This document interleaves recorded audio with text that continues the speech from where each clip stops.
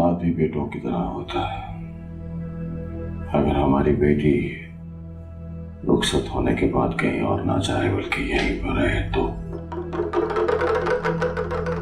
भोला क्या कहना चाह रहे हैं आप?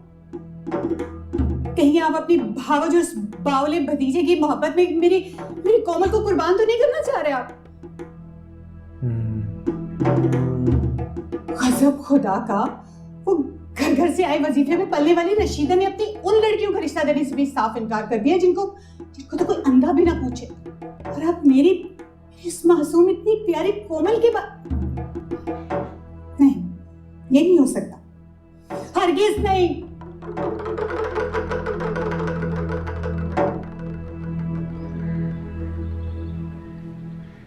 वो कल हाँ बोलो, सुन रहा हूं मैं। उस असलम के बच्चे ने चाय बेचने के साथ साथ जासूसी का भी काम शुरू कर दिया क्या? झूठ पक रहा है, वो बकवास कर रहा है फालतू में मेरे बारे में। बकवास वो नहीं कर रहा, बकवास तुम कर रही हो। मैंने अपनी आंखों से देखा है नूरी। तुम क्या कर रहे थे वहां? जो पूछा है ना मुझे उसका जवाब दो। कौन था वो? तुम्हारा कोई रिश्तेदार था? हो भी नहीं सकता। कोई भी रिश्तेदार अपने खानदान की इज्जत को इस तरह घटिया ट्रक ड्राइवर वाले अड्डे पर नशइयों के बीच में नहीं बिठाता। अच्छा, तो तुम्हें ये देखा कि वो घटिया होटल है, वहां पे नशेई बैठे हैं, वहां पे ट्रक ड्राइवर बैठे हुए, मैं किसी को खाना खिला रही हूँ, तुमने ये नहीं देखा कि वो लोग इंसान है, साईं था साहिब। तुम्हारे साथ क्या कर रहा था वो? खाना ठूस रहा था, भूखा था। मैंने सोचा कि मैं उस बेचारे को खाना खिला दूं तो मुझे दुआ मिलेगी और शायद लग भी जाए। तो दुआ लेने का, सवाब कमाने का यही तरीका था? पैसे दे देती उसे, अपने हाथ से नवाले बनाकर उसके मुंह में डालने की क्या जरूरत थी? हाथ से नवाले बनाकर? ख्वाहिश तो है मेरी कि मैं हाथ से नवाले बनाऊं, लेकिन तुम्हें बको मत और मुझे सीधी तरह बताओ वो कौन था। मैं कुत्सियाबाजी की तरह तुम्हारी झूठी कहानियों में आने वाला नहीं हूँ। तुमने बात पूरी सुनी नहीं और शोर पहले ही मचा दिया। आपकी आधी बात सुनते में पूरा मकसद भाग गई हूँ।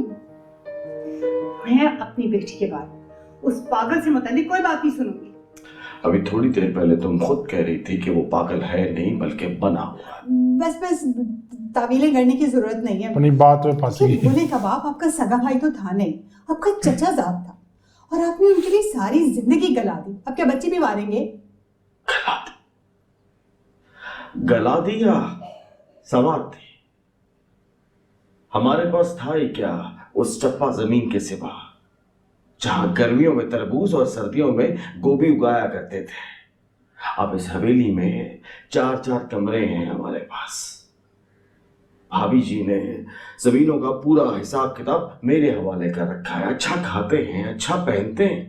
हाँ, तो कोई एहसान नहीं है, आप भी तो मेहनत करें उनके लिए, बस इतना ही काफी है। मैं अपनी बच्ची नहीं कुर्बान होने दूंगी। ये किस गाउडी ने बकवास की है? तो सिर्फ ये कह रहा हूं कि कोमल ही हमारा आखिरी सहारा है। अगर कोमल ही रुखसत होकर हमारी जिंदगी से चली जाएगी तो हम किसके आसरे से जिएंगे? इसलिए रिजवाना बेगम, हमें खादमाद ही की तलाश करनी चाहिए जिससे हमारे बेटा होने की ख्वाहिश भी पूरी हो जाए।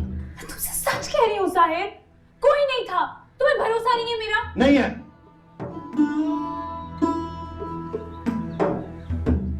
ठीक है, ठीक है, फिर जो कहना है कहते रहो, जो सोचना है सोचते रहो। तुम्हारी बातों का और तुम्हारी सोचों का कोई असर नहीं होता मुझ पे, कोई फर्क नहीं पड़ता मुझे। वैसे भी इल्जामात तो इज्जत वालों को महसूस होते हैं ना।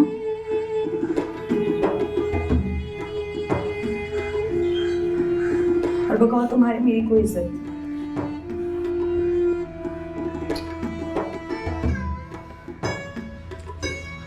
मेरा ये मतलब नहीं था। तुम समझते क्यों नहीं हो?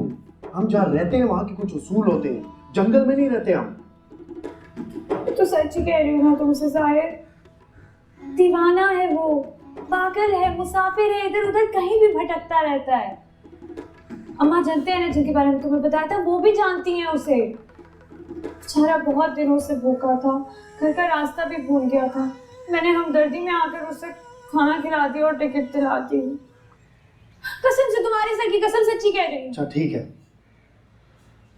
मान लिया मैंने, लेकिन वो पागल है, तुम पागल नहीं हो। तुम एक लड़की हो, लड़कियों की तरह रहो। तुम्हारी यही लापरवाहियां और बेहतियातियां दूसरों को तुम्हारे ऊपर उंगली उठाने की वजह देती है। अब कल दुकान में तुमने सबके सामने मेरा हाथ पकड़ लिया।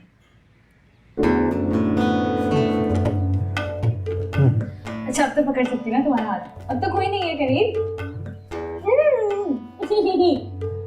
तुम्हारा कोई इलाज नहीं। हाँ है, तुम्हारी हंसी। नहीं लड़ा करो ना मुझसे। मैं भी कहूँ, तुझे तौफीक कैसे हुई मेरे पास आने की? मतबली लेकर आया है अम्मा जी। अब आप ही उस अखरी को समझा सकती हो ना, मैं उसे कोई उल्टी मत देने वाली नहीं। अम्मा जी, वो सिर्फ आपकी ही सुनती है। आप अब कहेंगी ना उसे तो वो फौरन चुप से मान जाएगी। इसीलिए मैं नहीं कहूँगी। मैं उस बच्ची बेचारी की जिंदगी को खराब करने का इल्जाम अपने सर क्यों लूं? बाकी तुम लोगों की औलाद है, उसका बुरा करो भला करो, तुम जानो वो जाने। लेकिन एक बात जरूर कहूँगी, तो उसको कुएं में क्यों धकेल रही है? कैसी बात कर दी अम्मा जी। अब ऐसा सुथरा रिश्ता हमारी झोपड़ी में कहाँ से आएगा? क्या सुथरापन देख लिया तूने उस आबाश में? वाह वाह वाह लोगों की भाई, इज्जतें उछाल ट्रैक पे। है, शरीफों की लड़की भगाई, कई साल जेल में रहा है, हर किस्म का गैर कानूनी काम करता है वो। सही बात लेकिन है। तुझे तो कुछ समझ नहीं आएगी। और वो बेचारी नूरी, रिस्के हलाल को तरसी हुई बच्ची, उसके हाथों के छाले देख, उसके चेहरे का सुकून देख। क्यों उसका सुकून छीनना चाहती है तू? खैर, मैं तो बड़ी उम्मीद लेकर आई थी। कोई बात नहीं, पैसों के चक्कर में कर रही है सब। बाद में देख लेंगे। अच्छा, मैं चलती हूँ, ये जा पड़ी।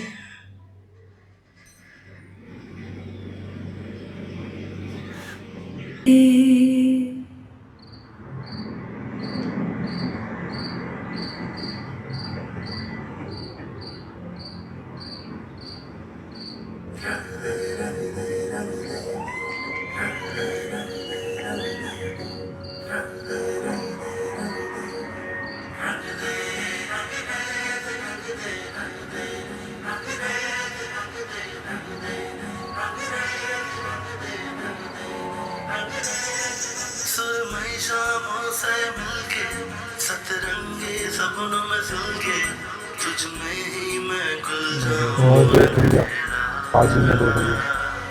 अब वो बोलेगा, प्रॉब्लम हो जाएगी इसको। घर में बरवाई तेरू तुझे पाऊं खुद खो जाऊं। रंग रेगा रंग रेगा रंग रेगा अस्तगफिरुल्लाह।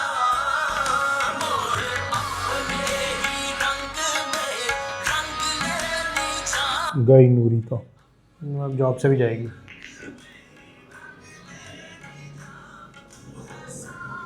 मैंने कितनी दफ़ा आपको बताया है कि इस घर में बेहूदगी बर्दाश्त नहीं करूँगा मैं।